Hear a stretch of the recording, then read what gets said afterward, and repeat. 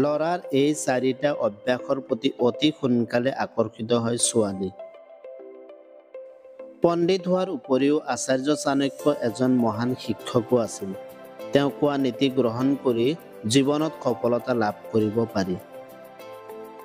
চাণক্য নীতিত ধন, স্বাস্থ্য, ব্যৱসায়, বিবাহিত জীৱন, সমাজ আৰু জীৱনৰ সফলতাৰ লগত জড়িত বিষয়ৰ তথ্য দিয়া হৈছে।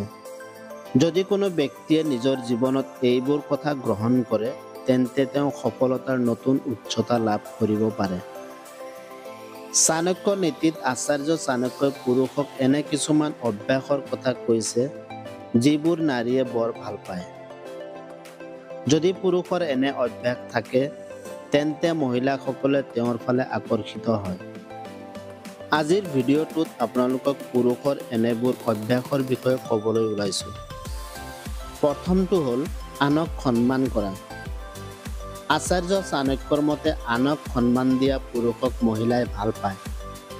যিজন পুৰুষে ইগৰ পৰা আঁতৰি থাকে আৰু নিজৰ সম্পৰ্কৰ লগত আনকো সন্মান দিব জানে, নাৰীয়ে এনে পুৰুষক তেওঁলোকৰ জীৱনসংগী হোৱাটো বিচাৰে। দ্বিতীয়টো হ'ল বিশ্বাসযোগ্য। বহু সময়ত মহিলাই পুৰুষক বহুত বিশ্বাসেৰে কিবা এটা কয়।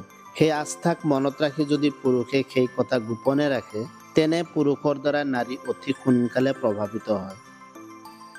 আনহাতে মহিলাসকলে সকলোৰে সন্মুখত নাৰীৰ গোপন কথা উদঙাই দিয়া পুৰুষৰ পৰা পলাই যায়। তৃতীয়টো হ'ল বাধা আৰোপ নকৰা। যদি কোনো পুৰুষে এগৰাকী নাৰীৰ ওপৰত আস্থা প্ৰকাশ কৰে আৰু তেওঁৰ ওপৰত কোনো বাধা আৰোপ নকৰে, তেন্তে মহিলাগৰাকীয়ে এনে এজন পুৰুষক বৰ ভাল পায়। এনে পুৰুষৰ প্ৰতি নাৰীৰ আকৰ্ষণ বাঢ়ি যায়। চতুৰ্থটো হ'ল নিৰাপদ অনুভৱ কৰা।